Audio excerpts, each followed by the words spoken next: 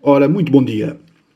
Hoje, terça-feira, dia 8 de junho de 2021, vamos continuar as leituras do livro de Francisco de Gouveia, A História de Lobão e das suas famílias. Como ontem referi no final da apresentação, hoje vamos falar dos políticos de Lobão. Portanto, serão as pessoas que, ligados à política, tanto política nacional como política local, tiveram algum destaque, ou tiveram bastante destaque a esse nível. Portanto, são várias pessoas, são pessoas, algumas mais recentes, outras já de algum tempo atrás, algumas dezenas de anos, algumas centenas de anos. Portanto, vamos então aqui passar à leitura deste tema. E começamos por Alfredo Amélio Pereira da Conceição da Vila José. Filho de Joaquim da Conceição e de Maria dos Anjos. Nasceu em Lobão em 1911 e faleceu em Angola em 1972. Foi educado pelos padrinhos de batismo que lhe pagaram os seus estudos e o matricularam na escola do Exército. Foi sobretudo um brilhante militar, onde fez uma carreira meritória, tendo chegado ao posto de brigadeiro, o posto mais elevado entre os militares de Lobão. Como político, foi deputado à Assembleia Nacional durante 2 legislaturas, eleito pelas listas da União Nacional. Como lubanense dos 4 costados, participou sempre nas iniciativas dos políticos locais. Portanto, este senhor, este militar, este senhor brigadeiro Alfredo da Conceição, como diz aqui o texto de Francisco Gouveia, é a mais elevada patente de algum militar nascido, nado e criado em Lobão. Tem já o seu nome ligado à toponímia da freguesia, portanto é uma pessoa que é referida sempre naquilo que tem a ver com a história de Lobão, a história mais recente. Inclusivamente o seu filho, há algum tempo atrás, ofereceu uma biblioteca a uma das escolas, à escola, não é uma das escolas, à escola primária da freguesia, do primeiro ciclo. Portanto, é uma pessoa que estará sempre no coração dos lubanenses. Depois temos o senhor Dr. António da Silva Sequeira, do Casal, médico, dentista e político. Filho de Manuel João Couto e de Josefa Rita da Silva, de Lobão. Nasceu em Couto de Cima, em 28 de junho de 1861, e foi médico dentista em Viseu. Neto paterno de Manuel João e de Josefa de Almeida, lavradores no Couto. Ele natural de Vila d'Alva e ela do Couto. Neto materno de António da Silva e de Maria da Silva, lavradores em Lobão. Foi casada com Dona Carlota Vaz, de quem se divorciou. Teve como primeira companheira e mãe de 3 filhos, Dona Maria da Piedade Ferreira Marques. Foi sua segunda companheira mãe de 2 filhos, Dona Eduarda de Figueiredo. Político ativo pelo Partido Republicano de Lobão, contrário à maior corrente política da freguesia, que era o Partido Progressista e o Partido Liberal. Das lutas políticas em Tondela faziam também parte César Ribeiro Abranches, de Lobão, Francisco José de Gouveia, de Lobão, João Madeira de Abreu, de Lobão, Eduardo Moura, de Tondela e ainda Gonçalo Calheiros, do Mosteiro de Fráguas. Envolveu-se em querelas políticas com a Folha de Tondela, órgão oficial do Partido Liberal, que o acusava de demagogo e arruaceiro. Os seus criados e outros capangas ao seu serviço derrubaram a cerca da igreja e besuntaram com bosta de boi a residência paroquial, cujo padre era seu adversário político. Foi vogal e vice-presidente da Câmara Municipal de Tondela, sendo presidente o seu conterrâneo e correligionário Francisco José de Gouveia, após a implantação da República em 1910. Fez várias vezes parte da pauta de jurados do Tribunal de Justiça de Tondela. Fez parte da primeira Junta de Freguesia de Lobão após a implantação da República em 1910. Foi presidente da Junta de Freguesia de Lobão em 1926. Era membro da maçonaria. Continuamos a falar de António da Silva Sequeira. Portanto, era membro da maçonaria. Os filhos de Dona Eduarda António, nascida em 1922, e uma filha, Maria Alice, nascida em 1926, mas só legitimados em 1932, já após a sua morte. António morreu em 1935 e a filha Maria Alice recolheu-se a uma casa de freiras em Coimbra, onde faleceu em 1955. Após a sua morte, foram seus herdeiros a instituição religiosa de Coimbra e o irmão de sua segunda companheira e mãe dos seus filhos acima referidos, um jornaleiro analfabeto conhecido por Zé Violas. Era proprietário de várias terras na freguesia, sendo de mencionar uma boa quinta morada, Quinta do Val, e um pinhal, Citos, a Uivado e Rapadoiro. A quinta foi vendida em vida ao Sr. António Francisco Pereira, do mesmo lugar, e o pinhal e algumas pequenas propriedades foram herdadas pelos parentes dos seus dois filhos acima referidos. A sua casa, construída em granito trabalhado, possuía uma boa adega, um pátio interior para galináceos, tudo ao estilo do meio rural em que se inseria. Nota: o Dr. Silva Sequeira vivia na rua principal do casal, onde possuía uma grande biblioteca, que veio a ser recolhida pela instituição religiosa de Coimbra. A frontaria da casa tinha um aspecto de chalé, dotada de vidros coloridos e um pequeno jardim dotado de uma cameleira, símbolo dos maçons. Passamos agora ao Coronel António Gonçalves da Silva e Cunha, de Vila José. Era casado com a fidalga Dona Adriana de Faro, Tovar e Noronha. Nasceu em Coimbra, quando seu pai foi lente de medicina na Universidade de Coimbra. Faleceu em 1946.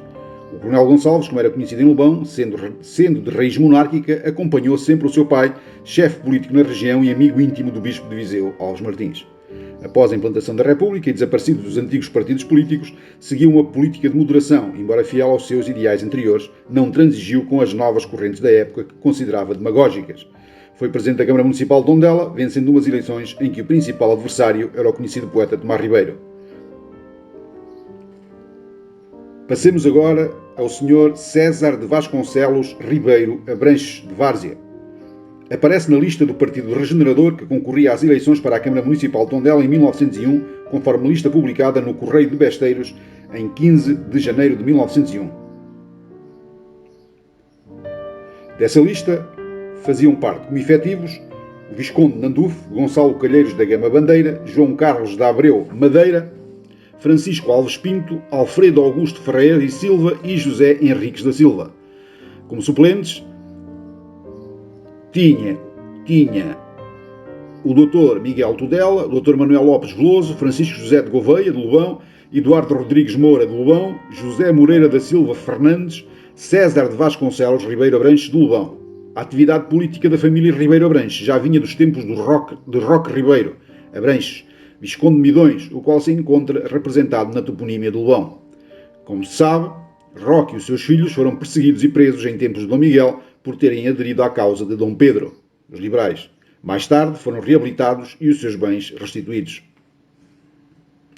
Passemos agora a um outro político, Francisco José de Gouveia, do Soito, proprietário e político. Nasceu no lugar do Soito em 1870 e faleceu em 1941, filho de Francisco Jerónimo de Gouveia e de Maria Emília Adelaide, do Casarão de Pedra. Cedo começou com a política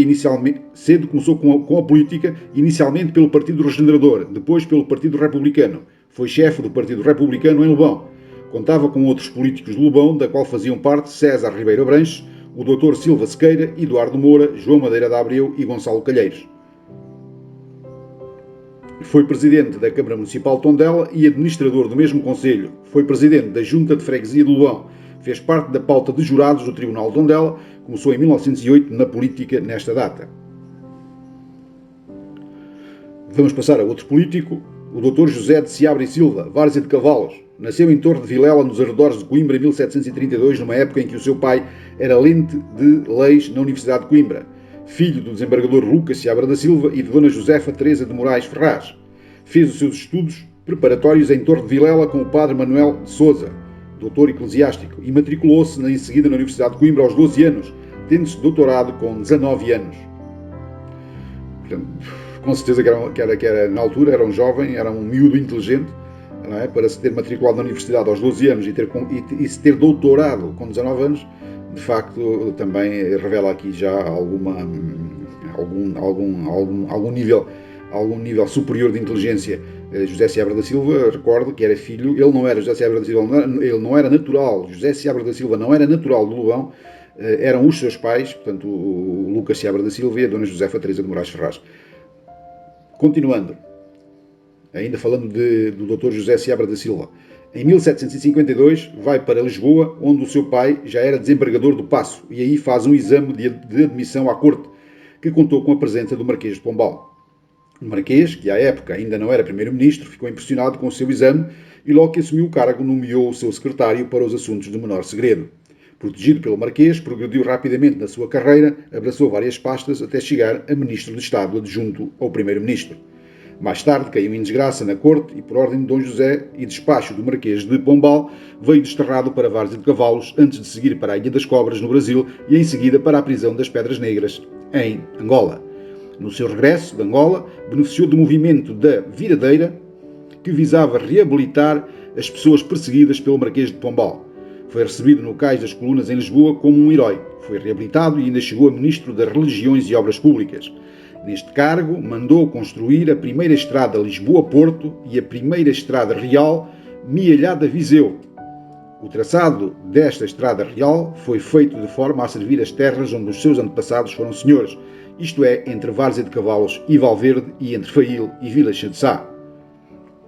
Muito interessante aqui esta situação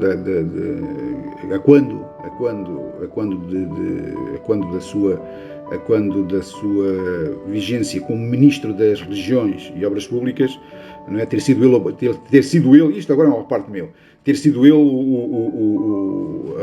o político, portanto o governante que mandou construir a primeira estrada de Lisboa-Porto, não é? E a primeira estrada real Mielhada-Viseu, não esquecendo nunca as suas raízes, beneficiando no trajeto da estrada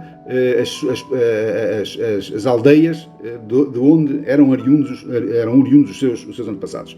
Portanto, é bastante interessante aqui esta até porque José Seabra da Silva talvez tenha sido o político que tivesse atingido maior notoriedade pela importância dos cargos que ocupou, portanto foi ministro. Portanto, chegou a ministro do reino, o que não era tarefa fácil, não é? Como devem calcular. Só uma pessoa de elevada estatura, como é que é dizer, elevada estatura política, elevada estatura cultural, elevada estatura de competência, não é? Poderia chegar a um cargo deste nível. Muito bem. Vamos agora ao seu pai, o desembargador Lucas Seabra da Silva, de Várzea de Cavalos. Natural de Várzea de Cavalos, onde nasceu em 1694, tendo falecido em Lisboa em 1756, filho do capitão de ordenanças Gregório de Seabra e Silva e de Dona Antónia Ribeiro Pinto.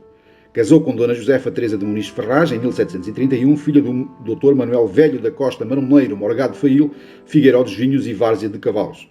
Foi lente de leis na Universidade de Coimbra e colegial de São Pedro de Coimbra. Foi chamado a Lisboa, foi do Conselho de Dom João V e de Dom José e desembargador do Paço, onde abraçou várias pastas. Desembargador da Casa da Suplicação, com exercício na Relação e Casa do Porto. Deputado da Bula, da Cruzada e Cavaleiro Professo da Ordem de Cristo. Alvará atribuído em 6 de junho de 1745. Foi conselheiro da Fazenda Real e fidalgo da Casa Real, por alvará de 30 de abril de 1745. Publicou em 1748 uma alegação de direito a favor de Dom João de Mascarenhas, Marquês de Gouveia, oponente na sucessão da Casa e Estado de Aveiro. Publicou um tratado erudito de direito genealógico, onde abundam os seus grandes conhecimentos históricos. Publicou também as Memórias da História de Portugal e preleções sobre direito prático. Exerceu quase toda a sua vida na corte ao serviço de Dom João V e de Dom José I. Caiu em desgraça na corte quando foi encarregado pelo rei de fazer uma investigação secreta a um irmão do Marquês de Pombal, e este conseguiu deitar mão ao documento que alterou para desgosto de Lucas Seabra e Silva. Segundo Camilo Castelo Branco, Lucas Seabra e Silva morreu de apoplexia e desgostoso por ter sido afastado da corte pelo Marquês de Pombal. Quando do terremoto de 1755 foram assim dirigidas 12 ordenações de Dom José para ajudar a resolver os problemas das freiras dos conventos que dormiam na rua, distribuindo-as pelos conventos da província. Após o terremoto, ficou a viver com a sua irmã Helena, já com 2 moças donzelas, numa casa térrea da Rua do Sol ao Rato, onde, segundo ele dizia, nem havia espaço para os livros de despacho real. Com ele vivia o seu filho Lucas, que era solteiro, intendente-geral da polícia e diretor da Casa Pia e conselheiro do ultramar. Portanto, este era um outro filho, portanto, ele tinha o José Seabra da Silva, era o filho José, e tinha um outro filho, Lucas. Este filho Lucas, portanto, que era solteiro, foi intendente-geral da polícia e diretor da Casa de Pia e conselheiro do Ultramar. Portanto, era uma família era uma família ligada ao poder, não é? Desde o pai aos seus filhos, e que tiveram bastante relevância no panorama político nacional. Este filho solteiro casou mais tarde com uma sobrinha pertencente à família Beltrão. Lucas de Seabra da Silva, à sua morte, vivia em São Sebastião da Pedreira, na casa do seu filho José de Seabra e Silva. Vamos passar agora a outro político, que foi Reinaldo de Oliveira na Corredora. Nasceu no Alcoce em 22 de novembro de 1911 e faleceu em 22 de novembro de 1991. Filho de Francisco Henrique Marques de Oliveira e de Dona Júlia da Natividade da Paz Oliveira. Reinaldo Oliveira foi durante muitos anos comerciante na Corredora, com muita variedade de produtos e onde se centralizava o correio e o telefone destinado ao Lobão, Canas Sabugosa e Lagiosa do Dão. Foi delegado da União Nacional em tempos do Estado Novo, nem sempre compreendido pelos seus conterrâneos. Está ligado a muitas iniciativas na freguesia para a trazer ao primeiro plano do progresso regional. A ele se deve a atribuição da Casa do Povo, que foi a primeira do Conselho, mas que só se concretizou uns anos mais tarde. Foi de sua iniciativa a fundação dos Amigos do Lobão, a dotação de verbas para a construção da Escola dos Rapazes e a instalação do telefone público. Está ligado aos muitos melhoramentos da freguesia, como o Coreto do Adro, o aumento do cemitério, a Ponte da Ortigosa e vários fontanários. Para isso, contou sempre com o apoio do Coronel Gonçalves e do Brigadeiro Pereira da Conceição, muito bem posicionados em Lisboa.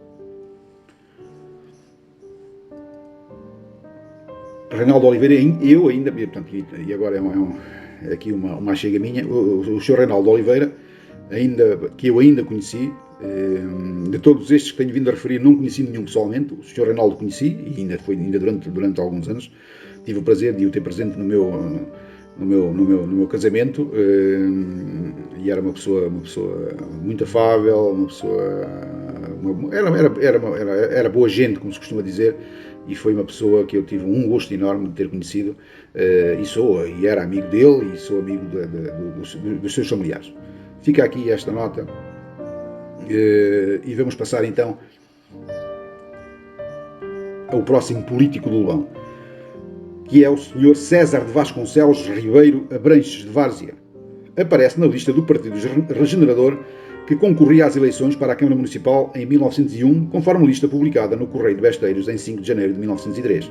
Eram efetivos o Visconde Nandufo, Gonçalo Calheiros da Gama Bandeira, João Carlos da Abreu Madeira, Francisco Alves Pinto, Alfredo Augusto Ferreira e Silva, José Henriques da Silva, suplentes, Dr. Miguel Tudela, o Manuel Lopes Veloso e Francisco José de Gouveia do Lobão.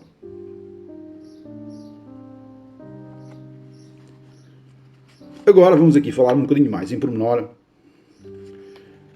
Vamos aqui falar um bocadinho em pormenor dos lubanenses que foram presidentes de Câmara de Tondela. Vamos começar aqui pelo... Pronto, há aqui alguns nomes que nós já fizemos alusão aqui na área dos políticos de Lobão, mas que agora mais em pormenor são referidos aqui no livro de Francisco Gouveia, são referidos e estão incluídos nesta lista, que é uma lista como é evidente, não é muito extensa, não é? Porque tem a ver com os lubanenses que foram presidentes da Câmara do município de Tondela. Portanto, aqui há uma referência mais fina, no sentido de que, pronto, é mais completa, sobre essas pessoas, sobre esses lubanenses que chegaram ao cargo de presidente da Câmara Municipal de Tondela. Começamos com Francisco José de Gouveia, no Soito. Nasceu no lugar do Soito em 3 de abril de 1870. Faleceu em 3 de outubro de 1941, portanto aos 71 anos. Filho de Francisco Jerónimo de Gouveia e de Maria Emília Adelaide. Cedo começou com a política, inicialmente pelo Partido Regenerador, depois pelo Partido Republicano. Eram seus correligionários o Visconde Nandufo, o Dr. Silva Sequeira, Eduardo Moura, João Madeira de Abreu, Gonçalo Calheiros e outros. Em 1910, após a implantação da República, é nomeado para Presidente da Comissão Administrativa da Câmara Municipal de Tondela, tendo tomado posse a 23 de outubro de 1910. Como Vice-Presidente ficou o Dr. Silva Sequeira, natural de Lobão e dentista em Viseu. No ano seguinte, após eleições muito disputadas, toma posse como Primeiro Administrador do Conselho e Presidente da Câmara Municipal, onde se mantém até 1913.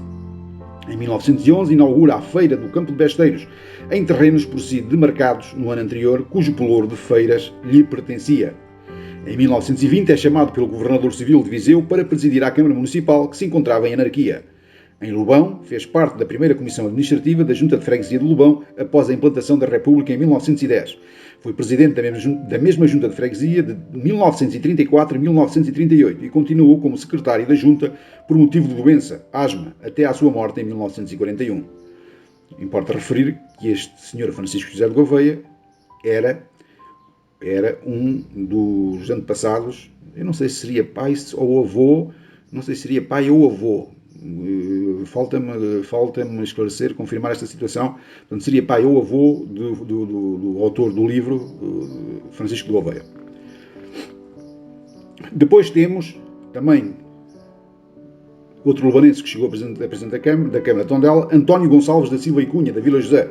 Nasceu em Coimbra, onde o seu pai era lente da Universidade de Coimbra em 2 de novembro de 1821.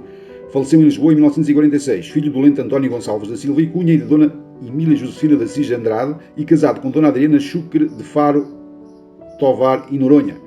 O coronel Gonçalves era de raiz monárquica, acompanhou sempre o seu pai, chefe progressista na região e amigo íntimo do bispo Alves Martins, continuando sempre a secundar a mesma política. Após a implantação da República e desaparecido dos antigos partidos políticos, seguiu uma política de moderação, embora fiel aos seus ideais anteriores, não transigindo com novas correntes da época, considerava demagógicas. Pronto, há aqui alguns parágrafos que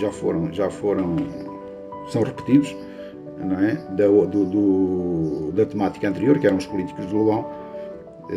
Peço desculpa por isso, mas é de facto o que está aqui, é o que está aqui vertido no livro de Francisco de Gouveia. Foi presidente da Câmara Municipal de Tondela, portanto, o António Gonçalves da Silva e Cunha. Foi presidente da Câmara Municipal de Tondela, vencendo umas eleições em que o principal adversário era o poeta Tomás Ribeiro. Portanto, isto é elucidativo. Portanto, António Gonçalves da Silva e Cunha, não é?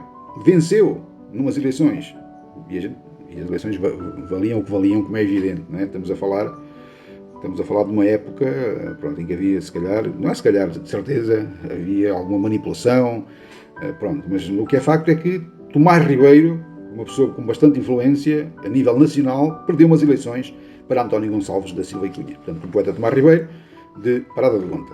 Esta eleição foi feita a pedido dos seus amigos e na convicção de que poderia ser útil à terra dos seus antepassados. Foi presidente da Junta de Freguesia de Lobão também. Em Lobão, a ele se deve a participação e apoio de muitas iniciativas locais, tais como as novas escolas, a abortada Associação dos Amigos de Lobão, a Casa do Povo, os chafarizes públicos, etc. A pedido de Reinaldo Oliveira, delegado do Estado Novo em Lobão da Beira, em tudo participava, em parte com a sua influência política junto dos dirigentes de Lisboa, onde ocupava cargo prestigiado junto do Ministério do Interior. Escreveu várias vezes na Folha de Tondela, apelando à justiça para uma homenagem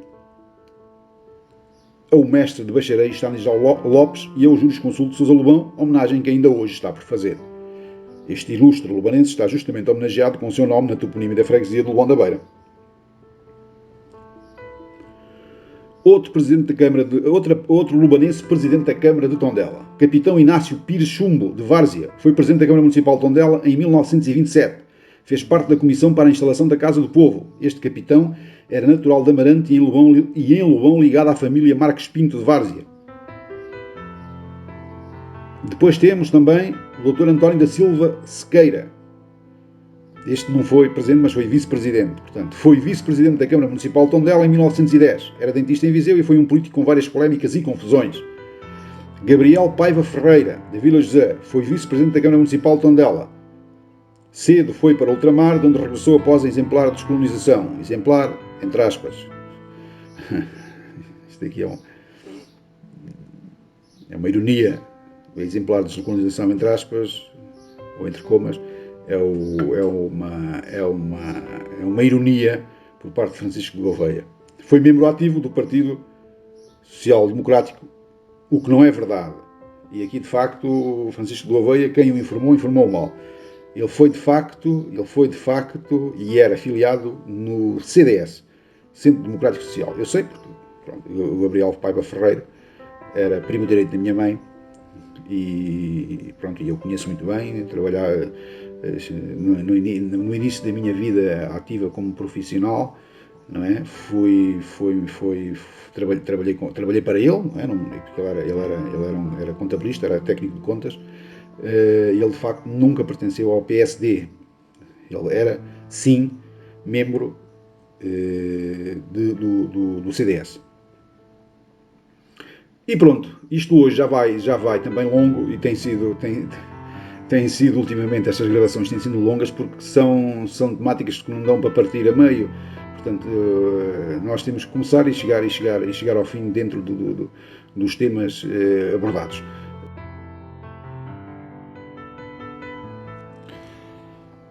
Nos próximos dias vamos falar aqui de outras temáticas que também são bastante pertinentes, interessantes, para conhecermos melhor de facto as pessoas e conhecermos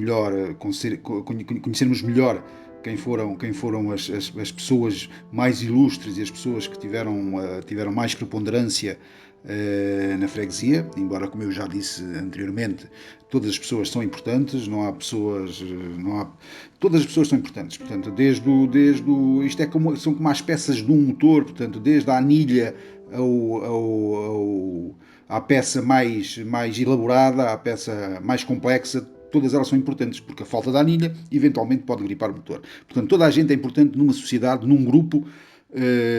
Agora, há aqueles que se destacam mais, como é evidente, e acontece sempre, e justa ou injustamente, são esses que muitas vezes são mais referidos e mais falados, e vamos falar dessas pessoas, de facto, aqui mais para a frente, a partir da manhã, e teremos aqui quem foram os presidentes da junta os presidentes de junta de freguesia de Lobão, quem foram os beneméritos da freguesia, quem foram os militares que mais se destacaram em Lobão, os comendadores lobanenses, as companhias de milícias e ordenanças, os regedores do Lobão da Beira, quem foram eles, os militares foram mortos nas guerras, portanto, na Guerra da Restauração, na Guerra dos 7 Anos, nas guerras liberais, na Guerra Colonial.